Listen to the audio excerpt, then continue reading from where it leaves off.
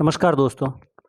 आज हम जिस अध्याय को लेकर उपस्थित हैं वह अध्याय वर्तमान परिप्रेक्ष्य में विश्व की सबसे बड़ी समस्या है। आतंकवाद न केवल भारत बल्कि संपूर्ण विश्व के लिए आज एक सबसे बड़ी चुनौती बन चुका है और इस चुनौती का सामना करने के लिए भी सभी देशों को एक साथ होने की बहुत सख्त ज़रूरत है। हालांकि विश्व के कई मंचों पर इस समस्या से लड़ने के लिए भारतीय नेतृत्व ने विश्व के एक होने की प्रासंगिकता को समय समय पर उजागर किया है। साथियों, आतंकवाद विश्व के लिए सबसे बड़ी चुनौती इसलिए है क्योंकि जो आतंकवाद होता है उसका मूल उद्देश्य डर या भय पैदा करना होता है। लोगों के मस्तिष्क में डर, भय या आतंक पैदा करके अपने लक्ष्यों की प्राप्ति करने वाली जो विचारधारा होती है वो आतंकवाद कहलाती है और यह आज संपूर्ण विश्व के लिए सुख शांति के लिए खतरा बन चुका है। गैर कानूनी हिंसा का सोचा समझा उपयोग या उसकी धमकी जिसका उद्देश्य भय उत्पन्न करके सरकार अथवा समाज में अपने राजनीतिक, धार्मिक या वैचारिक उद्देश्यों की प्राप्ति करना हो, आतंकवाद कहलाता है। आतंकवाद के कई स्वरूप देखे जा सकते हैं, जैसे एथनो नेशनलिस्ट टेररिज्म, धार्मिक आतंकवाद, वैचारिक आतंकवाद, राज्य प्रायोजित आतंकवाद, नार्को आतंकवाद, पर्यावरण आतंकवाद, साइबर आतंकवाद, आत्मघाती आतंकवाद। अब यदि हम आतंकवाद के उद्देश्यों पर नज़र डालें तो जो राष्ट्रवादी आतंकवाद होता है, इसके आप राष्ट्रवादी आतंकवाद का उदाहरण आप आयरलैंड का जो होम रूल लीग था उस आंदोलन को ले सकते हैं, या स्वदेशी भूमि जो होती है उसको विदेशियों से मुक्त करवाना हो। जैसे आपने भारतीय मध्यकालीन इतिहास में कई जनजातीय आंदोलन देखा होगा जिसमें वो विदेशियों से अपनी भूमि को आज़ाद करवाना चाहते हैं। धार्मिक आतंकवाद धर्म का सहारा लेता है, जबकि पृथकतावादी आतंकवाद एक अलग राज्य या एक अलग क्षेत्र की मांग को प्रबल बनाने के लिए किया जाता है। फिर है अराजकतावादी आतंकवाद, यह व्यक्तिगत भी हो सकता है और सामूहिक भी हो सकता है। निर्जातीय आतंकवाद किसी निर्जातीय समूह द्वारा दूसरे समूह के विरुद्ध किया जाता है। नार्को आतंकवाद का मतलब होता है जो नशीले पदार्थ हैं, जो नशीले जो मद्यपान के जो साधन हैं, उनका राष्ट्रीय अर्थव्यवस्था में जो नुकसान है वो नार्को टेररिज्म है। जैसे गोल्डन ट्रायंगल है, अफीम उत्पादक देश है। फिर है राज्य प्रायोजित आतंकवाद, जिसमें सरकार द्वारा प्रत्यक्ष या अप्रत्यक्ष रूप से आतंकवादी गतिविधियों को समर्थन दिया जाता है। फिर वामपंथी आतंकवाद, स्थापित सरकार को विस्थापित करके साम्यवादी सरकार की स्थापना करना वामपंथी आतंकवाद का उदाहरण है। अब यदि हम देखें कि जो इसके विभाजन है आतंकवाद के, उसके आधार पर देखा जाए तो आतंकवाद के तरीके क्या क्या हो सकते हैं। आतंकवाद के तरीकों के अंतर्गत सबसे पहला तरीका उसका है अपहरण करना। फिर है विमान को हाईजैक करना, जैसे आपने देखा होगा कंधार अपहरण कांड हुआ था।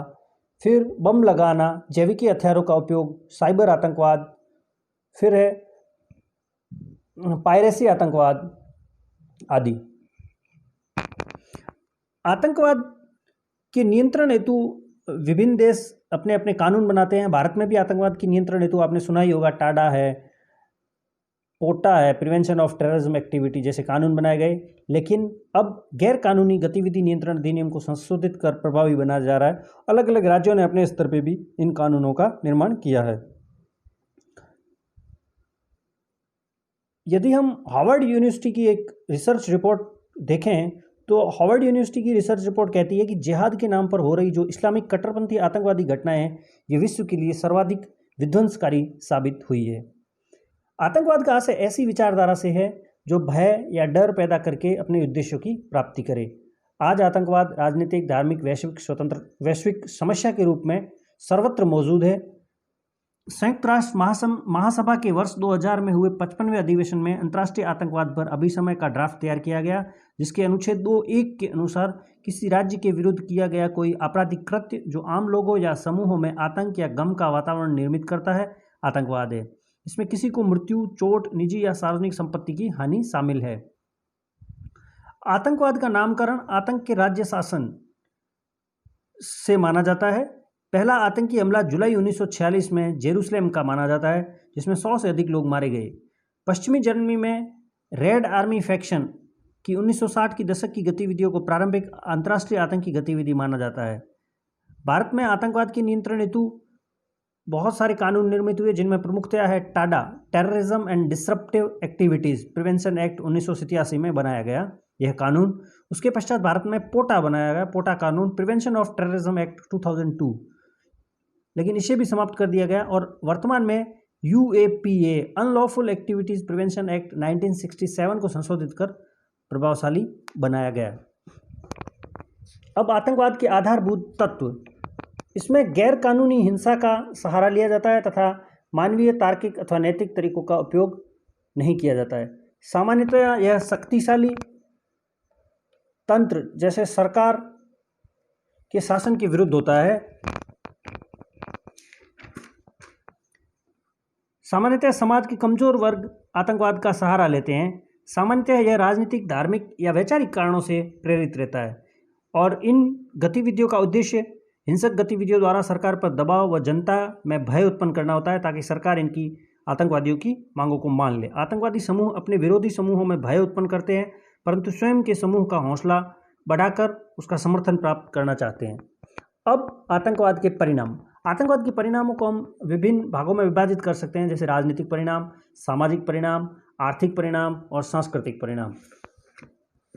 इसकी वजह से राजनीतिक परिणाम राष्ट्र की जो शासन व्यवस्था है उसको वो चोट पहुंचाते हैं, उसके ऊपर दबाव बनाते हैं अपनी मांगों को स्वीकार करवाने के लिए।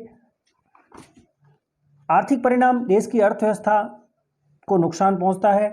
सामाजिक और सांस्कृतिक परिणाम के अंतर्गत वहाँ की जो स्थानीय संस्कृति है, वहाँ के जो स्थानीय ताना बाना है, सांस्कृतिक ताना बाना, उसको यह नुकसान पहुंचाता है।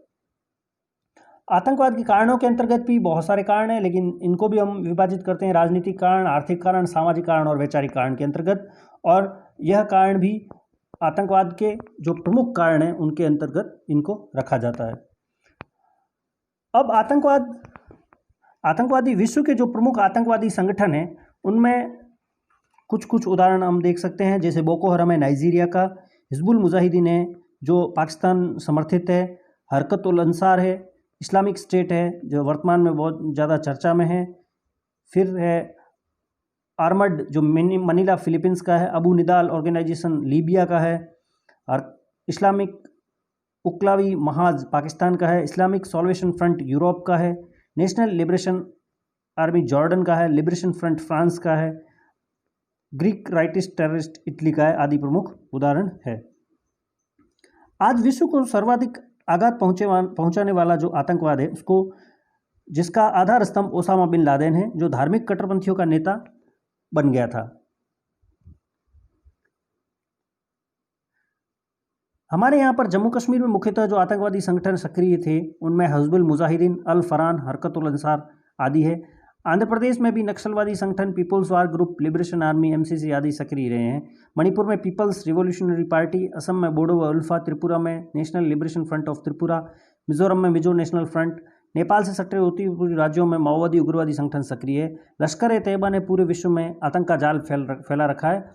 पाकिस्तान स्वयं 37 संगठनों का प्रशिक्षण स्थल बनकर स्वयं को आतंकवाद की समस्या का विरोधी बता रहा है। वहीं से आतंकवादियों की प्रशिक्षित खेप तैयार होती है, जिन्हें कहीं भी आतंक फैलाने के लिए खुला छोड़ दिया जाता है। पिछले दिनों आपने समाचारों में भी सुना होगा, जो बालाकोट एयर स्ट्राइक किया गया था वह पाकिस्तान के आतंकवादी ठिकानों को नष्ट करने के लिए ही किया गया था।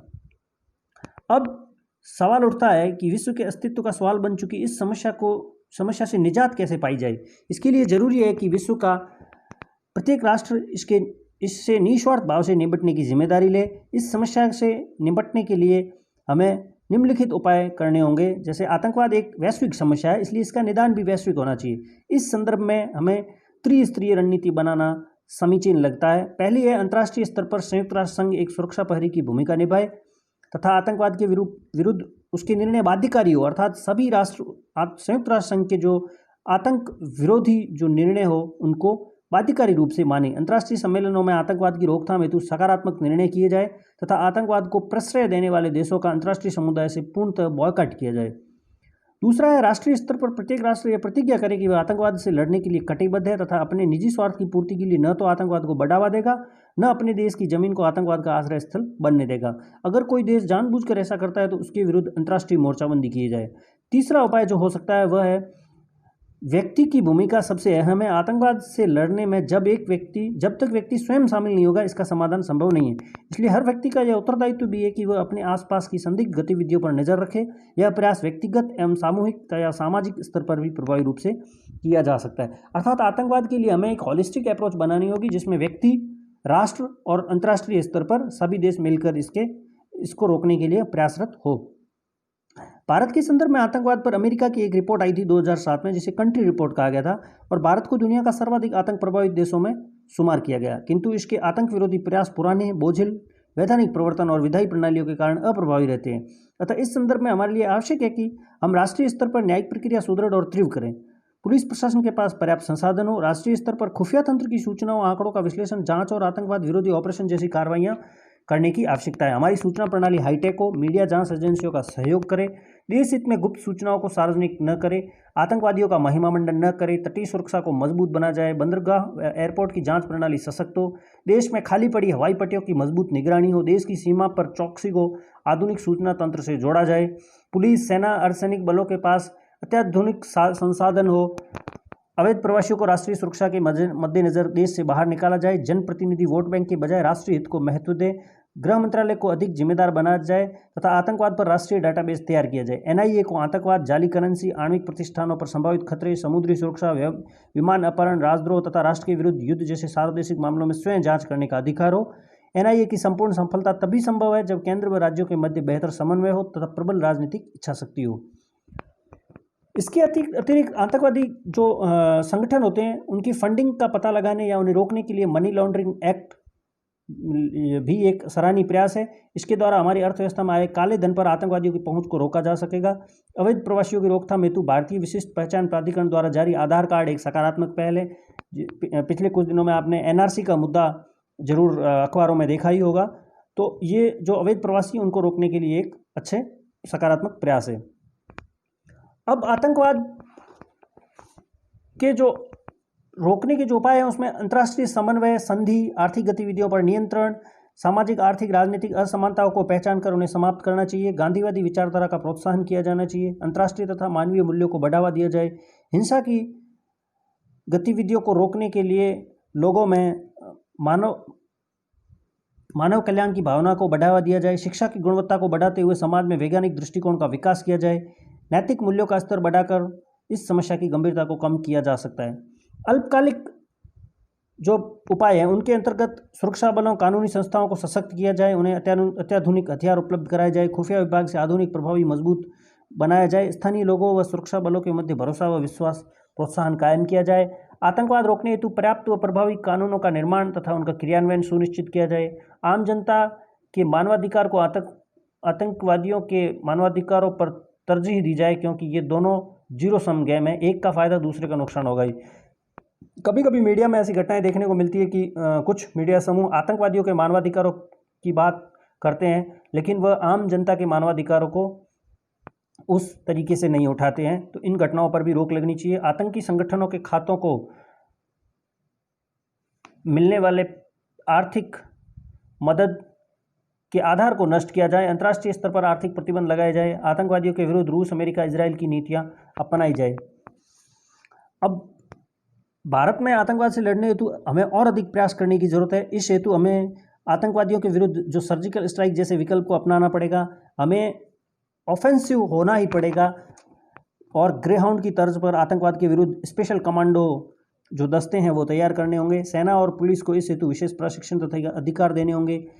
एनआईए के आंतरिक मामलों में राजनीतिक हस्तक्षेप बिल्कुल न हो। आतंकवाद संबंधी निर्णय शीघ्रता से किए जाए। फांसी की प्रक्रिया जो आतंकवादी घटनाओं में लिप्त हैं उन लोगों के लिए त्वरित हो। राज्यों में परस्पर समन्वय कायम किया जाए। अंतर्राष्ट्रीय सहयोग प्राप्त करने हेतु अधिकाधिक देशों के साथ प्रत्यर्पण संधि की जाए। विभिन्न देशों की खुफिया एजेंसियों से समन्वय बनाए रखा जाए। इनमें सर्वाधिक आवश्यक यह है कि हम अपनी आंतरिक तथा बाह्य सुरक्षा के प्रति सजग व सावचेत रहें। आतंकवाद किसी देश विशेष के विरुद्ध की गई विध्वंसात्मक कार्रवाई नहीं है, बल्कि संपूर्ण मानव सभ्यता के विरुद्ध की गई कार्रवाई है। इसको प्रश्रय देने का अर्थ होगा कि विश्व समुदाय के अस्तित्व पर संकट है तथा आज जरूरत इस बात की है कि मानवाधिकारों की रक्षा तथा वैश्विक शांति व्यवस्था की स्थापना में आतंकवाद के विरुद्ध पूरा विश्व एकजुट होकर इस अंतर्राष्ट्रीय समस्या से लड़ने के लिए वचनबद्ध हो। तभी हम मानव सभ्यता को नष्ट होने से बचा सकते हैं और एक विश्व व्यवस्था कायम कर सकते हैं जिसमें प्रत्येक राष्ट्र को बिना खौफ अपने स्वतंत्र विकास की उन्मुक्तियाँ होगी। इस प्रकार आतंकवाद के विरुद्ध समन्वित एवं समग्र प्रयासों की आवश्यकता है। धन्यवाद।